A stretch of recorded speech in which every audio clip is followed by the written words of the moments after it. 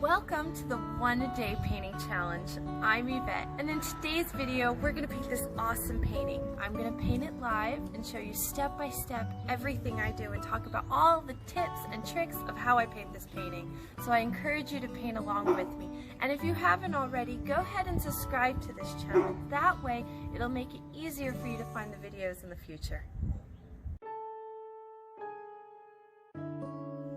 Let's add some blue to our canvas. First, we are going to start with the sky. I'm using a sponge to press the color into the canvas. I'm taking care not to press too hard and poke holes in my canvas.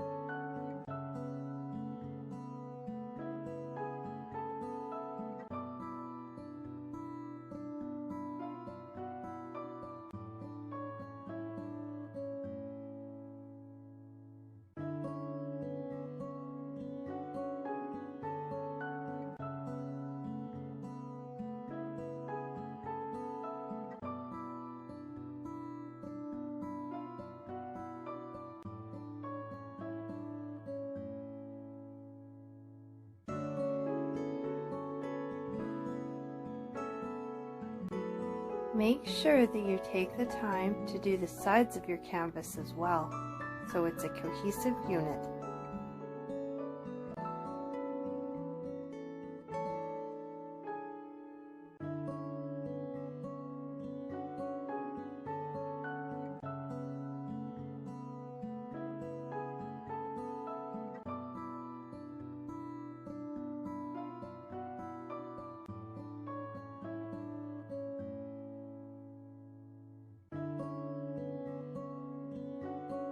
Once the blue is on there, let's go ahead and use a hairdryer to speed up the process and dry the painting. I recommend using no heat.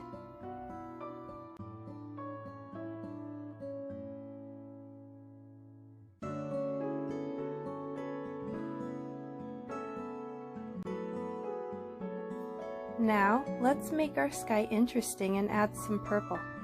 I'm using the same technique with the sponge.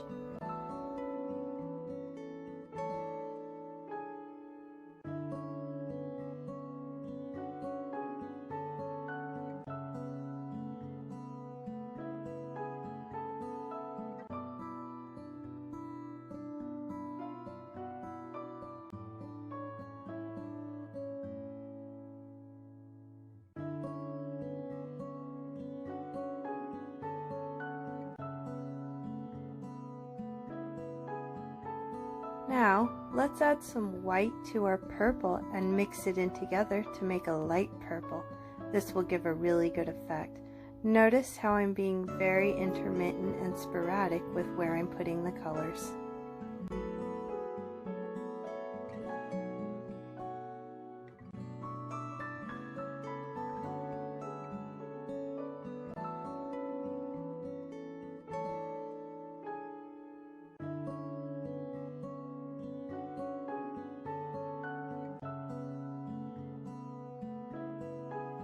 Let's do the same thing and add white to blue to make a light blue.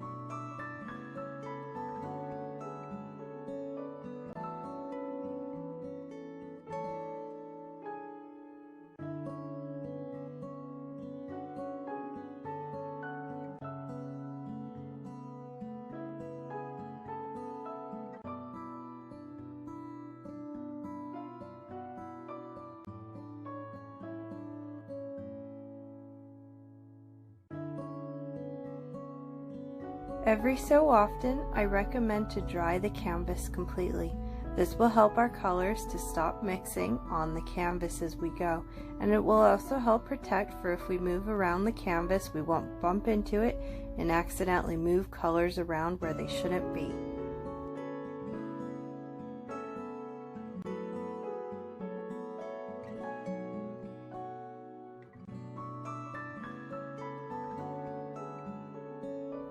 Let's add some awesome stars to our sky.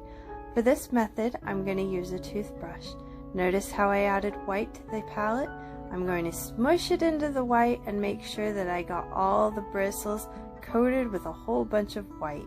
Then I'm going to use my thumb and point it down to the canvas and flick.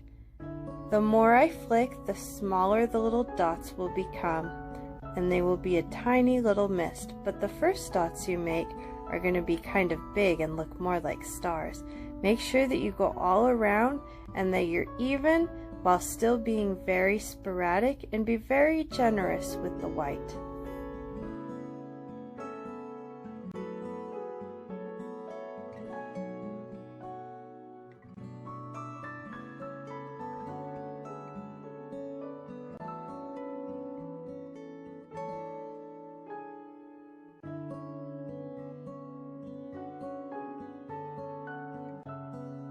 The toothbrush method is wonderful.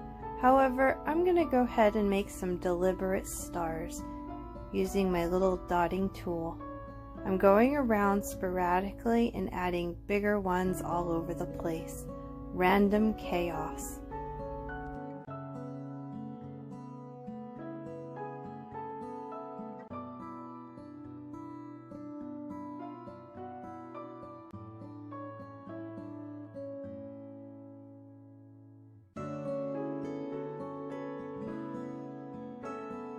Now it's time to add the sand. First, I'm going to use dark brown, and I'm using a square brush. I'm going back and forth, trying not to be super perfect with it, just letting the color be where it wants to go.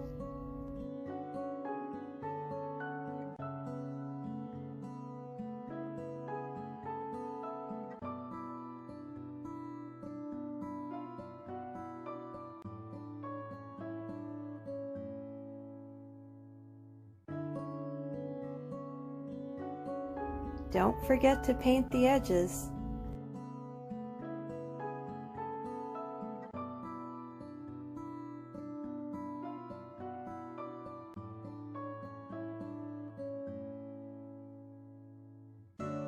I'm also adding a light brown to the mix and blending wherever I see white.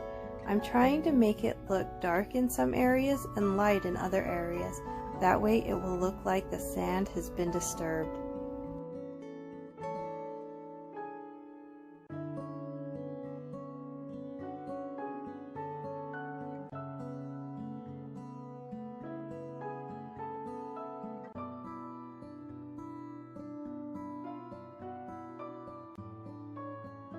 Every time I change colors, I like to use the hair dryer.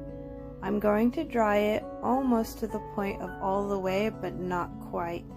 By doing this method, it's going to help me to have a little bit of the dark brown stay, but yet still be kind of blendable. This painting is so much fun. Let's do some water. All you need is some blue, and I'm going back and forth making horizontal lines and just having a good time and taking out my stress and anxiety and anger out on the canvas. But be careful that you don't poke a hole in the canvas.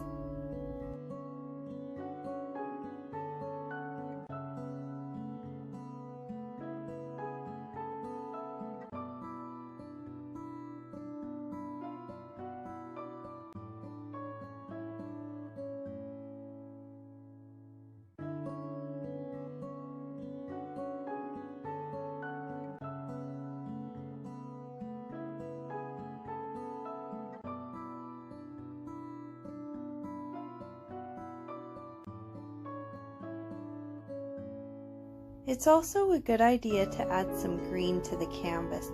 I'm using the same back and forth motions, just trying to cover up the white with green. Now I want to add the green in a way that it doesn't fully cover up the blue. I'm going to go back and forth with many different layers and different colors, but at the same time I'm trying not to be here painting for 5 hours.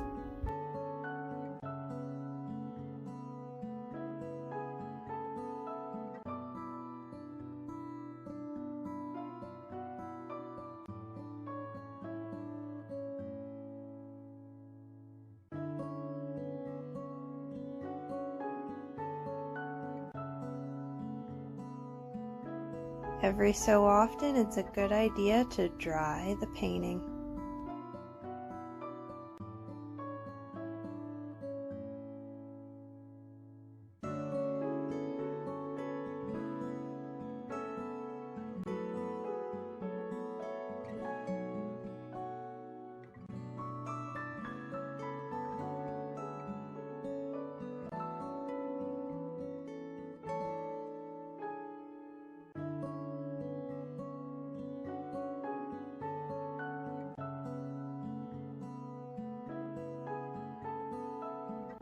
Let's add some light green to the painting.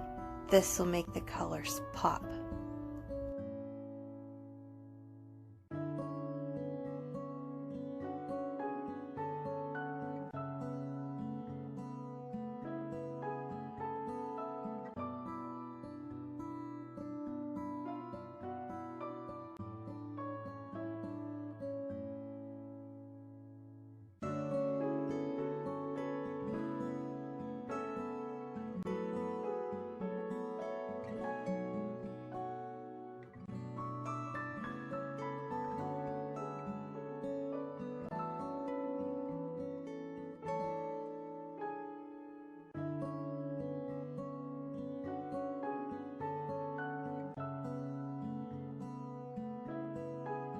If you are lucky enough to go to the ocean and spend some time quietly thinking and looking and checking out all the colors and how the colors move in the water. The more that you can look at your subject in real life versus a photograph or on the computer, the better sense you're going to have on painting it.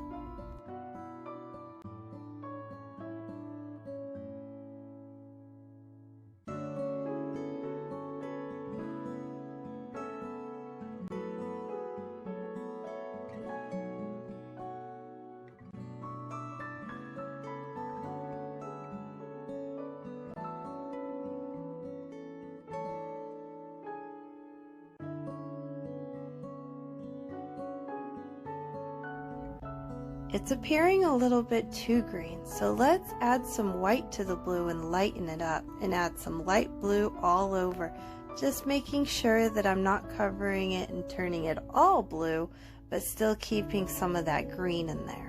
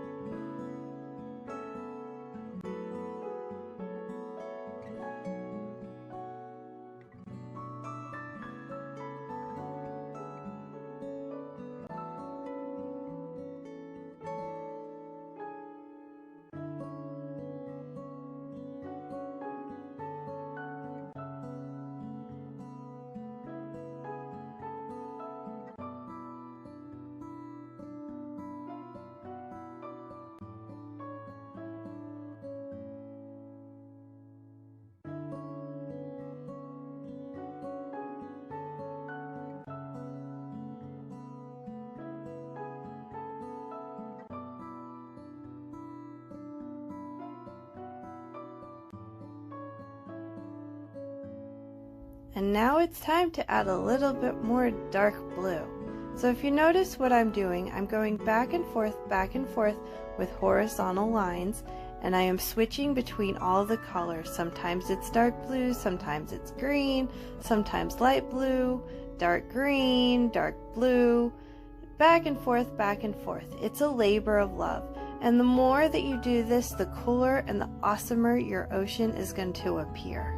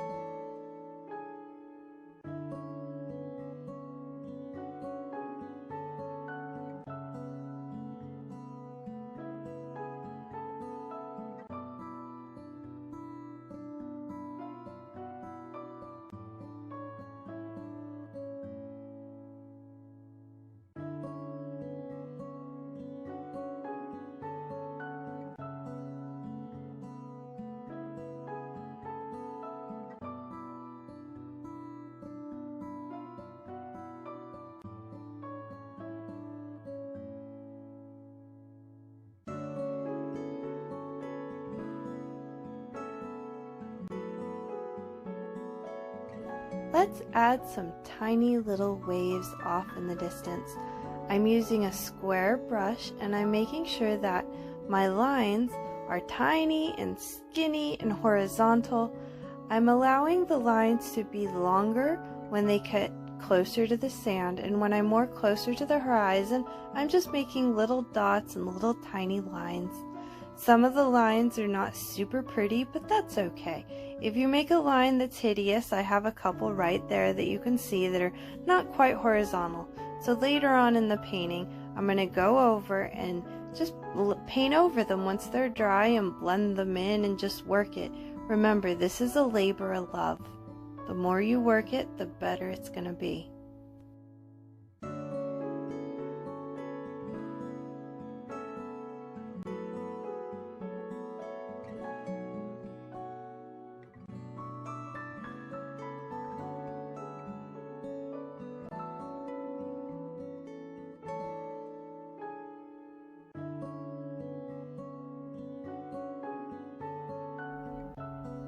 See how I'm blending them in? Now they're just kind of going away, but yet they're still there. When you're happy with your water and you like it a lot, go ahead and dry it completely all the way.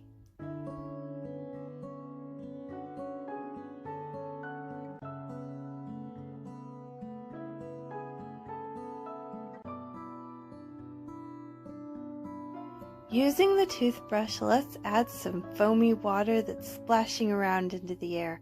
I'm using white, and if you notice, I also have the toothbrush. I'm doing the exact same system and technique that we did for the stars by flicking the paint off of the toothbrush onto the canvas. I'm taking care that I go horizontal and then I make a line all the way across.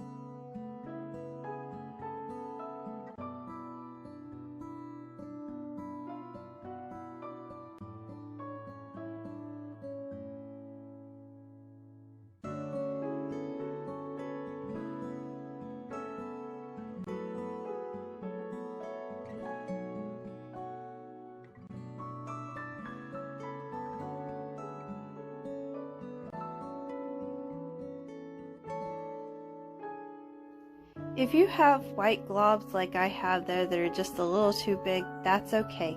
Leave them there. I'm using a tiny little brush to glob it in everywhere and to smush it around and have a happy, chaotic evenness of this big wave that's coming towards us.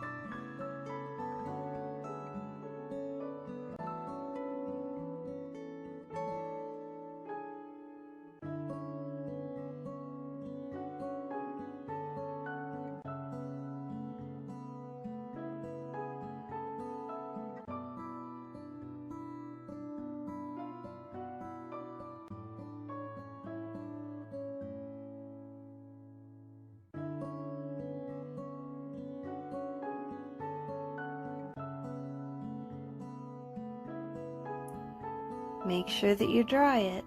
And once everything is completely dry, let's go ahead and make the mermaid. I'm going to start here by just outlining a basic idea of where she's going to go. And I'm using the purple because her fin will be purple, so that's what I'm using to outline with. And I'm taking care to really think about it and take my time.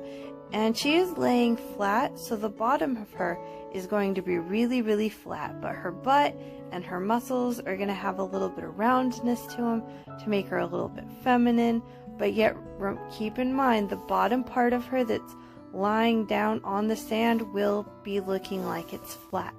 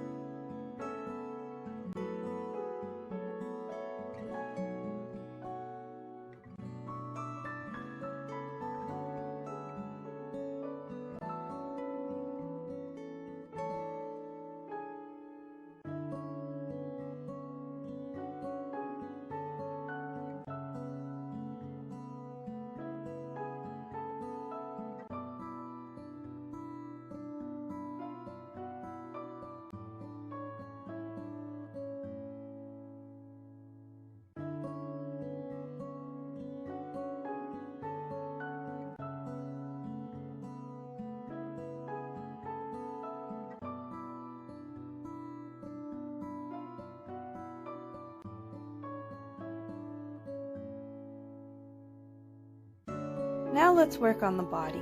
The bottom of the body is going to still be flat because she is laying down, and go ahead and just eyeball a basic idea of where you want your figure to be. I recommend making the figure a little bit smaller at the beginning. The reason why is so that way you can have the continuity of the colors behind the figure, the greens and the blues, and they'll still be there. But as you can see here, now that I'm doing the boobs, I'm starting to realize that I've made her upper body a little bit too small in proportion to her bottom body. But that's okay. We're going to slowly build this up, almost like we're building a dough. We're adding a little bit and a little bit and a little bit, and the more we add, the better it's going to be. Just take your time, breathe. It's only hard if you think it's hard. Just let it happen.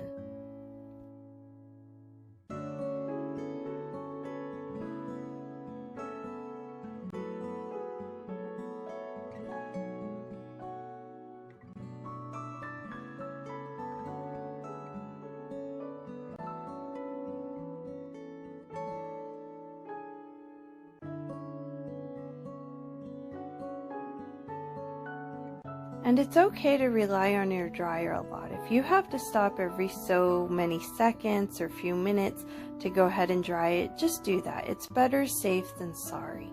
You can always go back and touch things up, and it's easier to add paint on dry surfaces versus adding more paint to wet surfaces.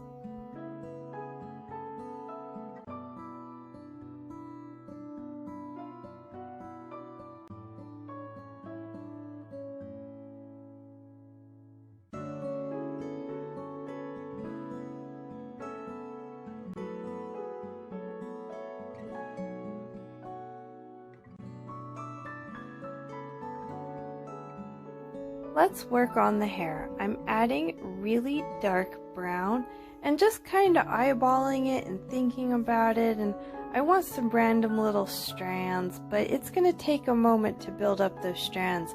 They don't just happen like in a big swoosh. I mean, they can. Some artists hold their brush in a way that it's okay, but for me, I like to go back and forth, and by doing that method, it kind of makes the hair appear more dreadlocky and messy. And I don't know about you, but I have long hair, and when I'm in the ocean, it gets all super tangled if I don't have it tied down in a ponytail. So her hair is going to be a little bit more like it's thick and it's together and a little knotted and more natural.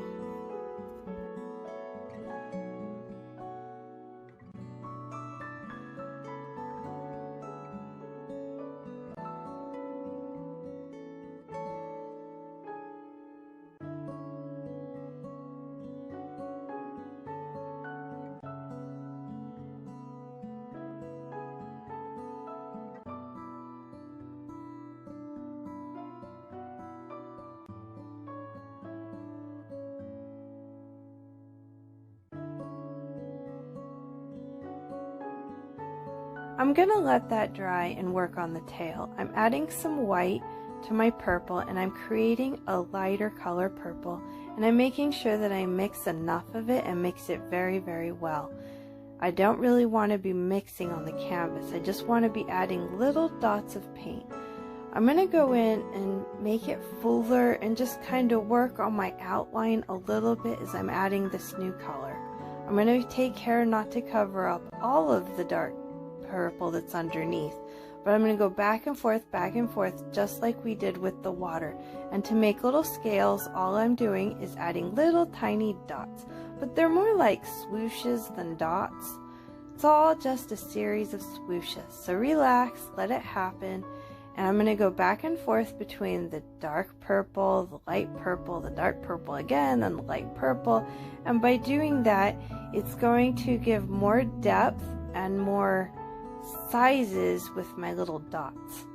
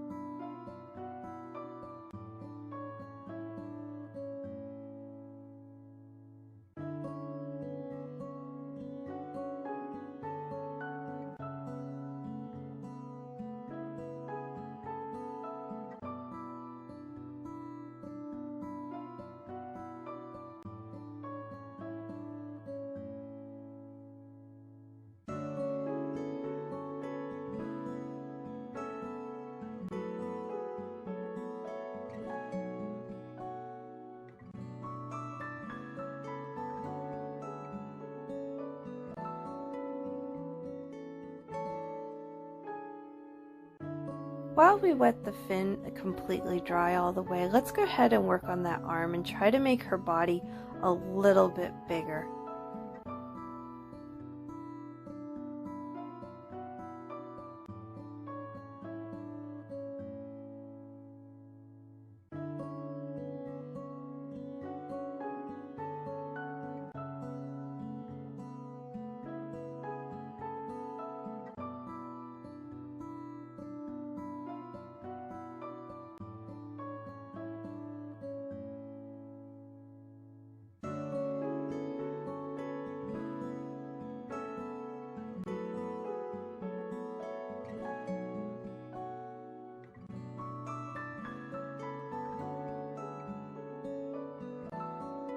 To save time, it's always a good idea to come back and forth to different things. So let's do the tail while we wait for the skin to dry.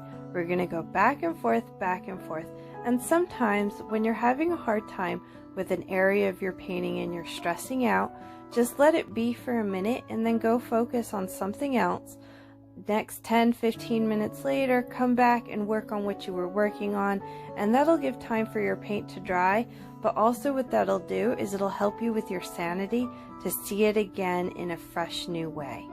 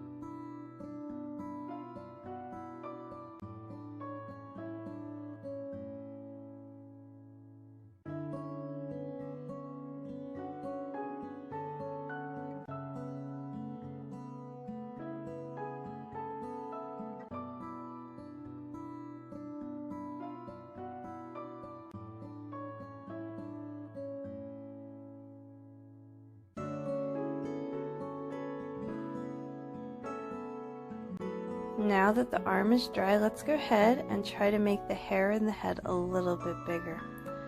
It's a good idea to start with the roundness of the head first, and once you kind of have something you like, then work down a little bit with the hair. Now, as I said earlier, it's a work in progress, so you have to keep up with it. I recommend not making your hair completely triangle like I have right now.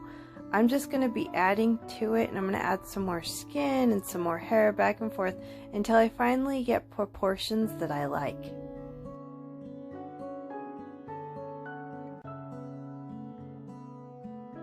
It can be frustrating at times, so let's take a break on the mermaid and work on the moon. Go ahead with your tiny little brush and load on a bunch of white. Make sure your brush is clean.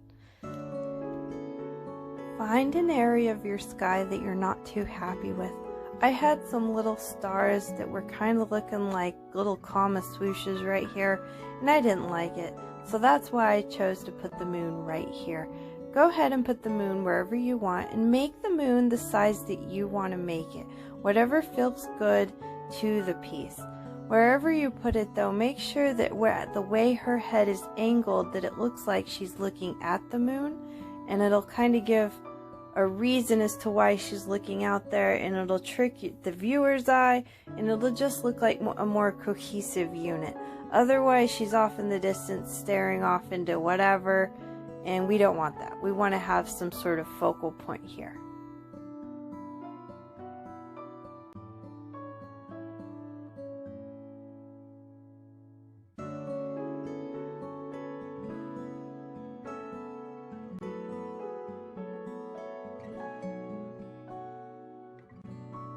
Go back and forth and add some gray, and then go back in with some white and just dab it and try to make the moon look like it has a bunch of craters in it by adding that gray.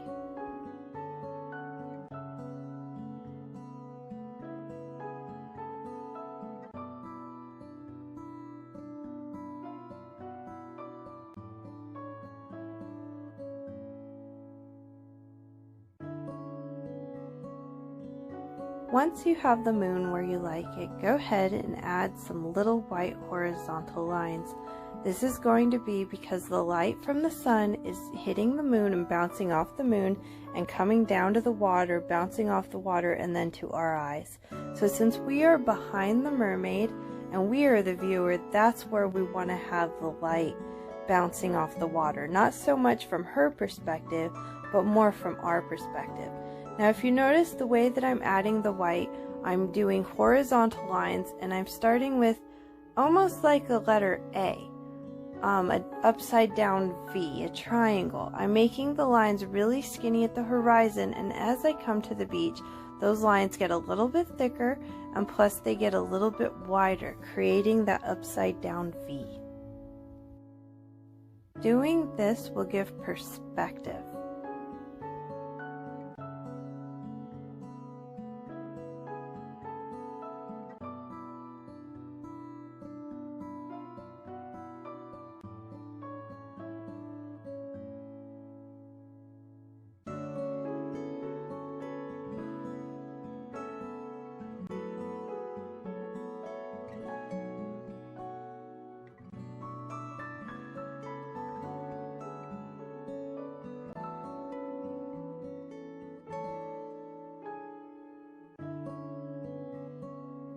Now that her hair has had a chance to dry, let's go back in and add some flesh tones to try to make her hair appear a little bit more dready and a little bit more messy.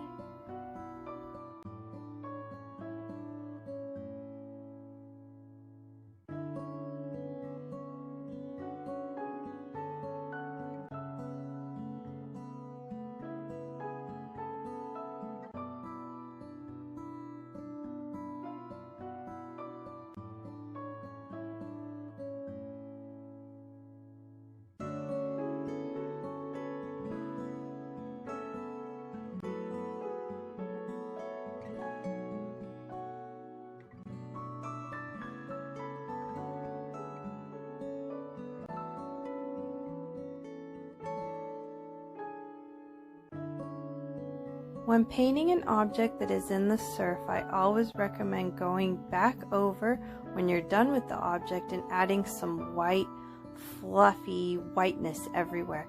This will help it appear as though the water is kind of everywhere and it's splashing, and it kind of helps anchors our mermaid, and we're also working on flattening that line a little bit more.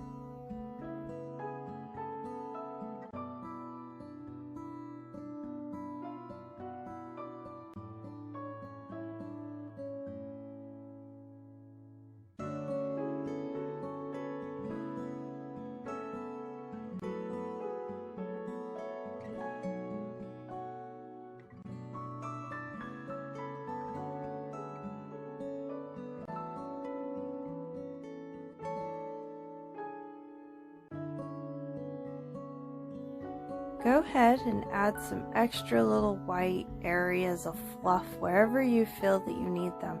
Be very sporadic.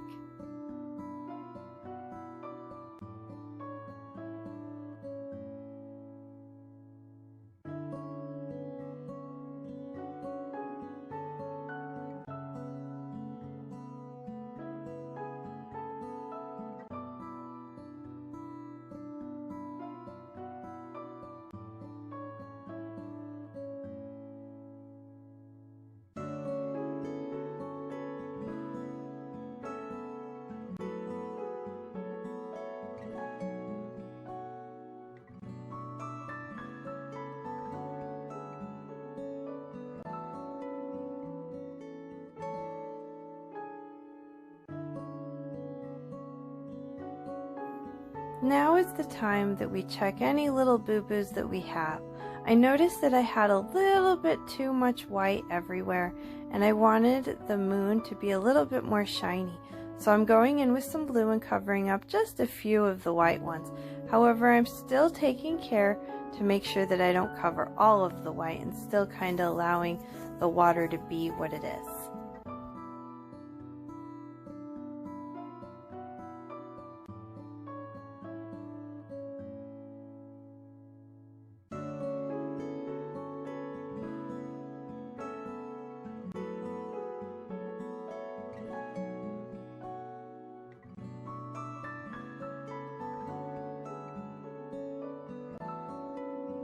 I hope you enjoyed painting with me today, and I look forward to seeing you the next time.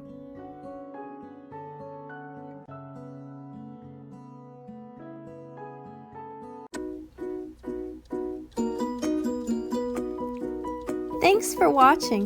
Push the purple flower to subscribe, and you can watch all kinds of awesome videos.